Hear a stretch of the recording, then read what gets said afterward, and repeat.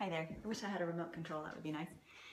So one of the things that we are going to do when we begin our detox, the elimination phase, is when we eliminate things like alcohol, caffeine, dairy, those types of irritants, digestive irritants, and other things that kind of wreak havoc with our hormones. But eliminating dairy is one of the things when I first did my detox 2 years ago. One of the things I have never gone back to. I have never gone back to regular milk after I did my first detox, and I found out that I really felt 100 times better when I didn't drink milk. Cheese, for me, on the other hand, is a different story, but I've slowly learned to eliminate some of my favorite cheeses. But milk was making me feel pretty sick almost every day, and I would drink a latte every day. And when I eliminated that, I found that I felt 100 times better. So through sort of a series of different types of milk substitutions, I started out with coconut milk, and I've settled on this almond milk recipe that I make a couple of times a week. I use it, I do a shot of coffee every day, and I love how this is a creamy substitute for regular milk in my latte. I put it in my cereals. My kids drink it as chocolate milk, which I can kind of show you how we would make that recipe. But anyways, I want to go ahead and show you this tried and true recipe. Chris asked if I would share this with you. So typically I make this, the ratio is 1 cup of almonds to 4 cups of water.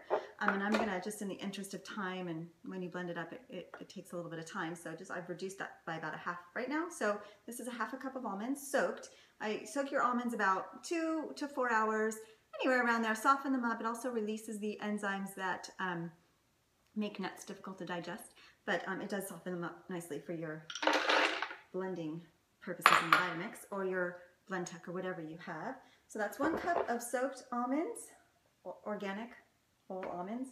If you can buy organic almonds. I buy them at Whole Foods in the bins. They're just a little cheaper that way. I quite like buying them that way rather than buying them prepackaged. I think it saves on packaging as well. So typically, if I've got 1 cup of almonds to 4 cups of water, I will put in 2 dates for a little bit of sweetener. So today I'm just going to put in 1 date. And just a touch of vanilla. I love, it just sort of smooths it out and really does help with the creamy nature of the way this turns out after you whipped it all up. But I just put a little bit of a touch of vanilla in there. And you can play with your palate and what you like and what works for you. Okay, so that's pretty much it. I'm gonna turn this on. It's gonna be a little noisy for a minute or two. Well, less than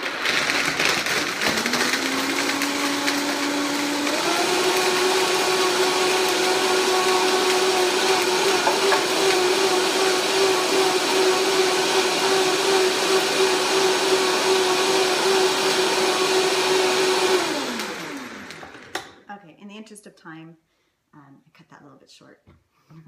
But you would maybe want to just, continue to make sure that that's well whipped and well blended.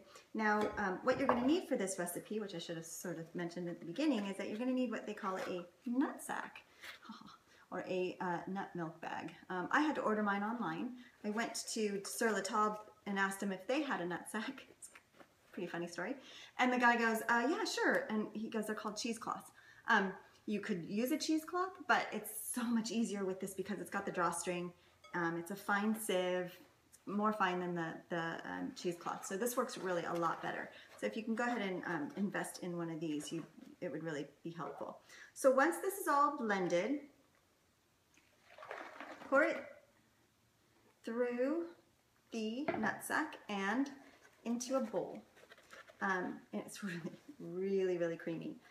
If you could see this, I wish you could. But anyways, I'm going to just squeeze some of this out, and what you're just left with in this bag will be the pulp. And there are other things you can do with the pulp. You can use them as breadcrumbs in meatloaf or whatever, any kind of cooking that you would require breadcrumbs. Some people use it as a body scrub. I make this so often, I actually can't keep up with all of the pulp that I produced every week. Anyways. This is my almond milk. It's very rich, very creamy. Really would love to be able to show it to you. But what I do is I pour this into a mason jar, which I already have some earlier this week. Anyways, here we go. And pour this into my mason jar, and voila, almond milk. Really yummy option for the kids is to go ahead and add a little bit of raw cacao, maybe about 2 tablespoons to the 4 cups if you want to make a full jar. So 2 tablespoons of cacao and 1 tablespoon of raw honey, and whip that up and put a little ice in it sometimes. Oh, my kids love it. So that is a great option and a substitution for regular milk, and I hope you enjoy. All right.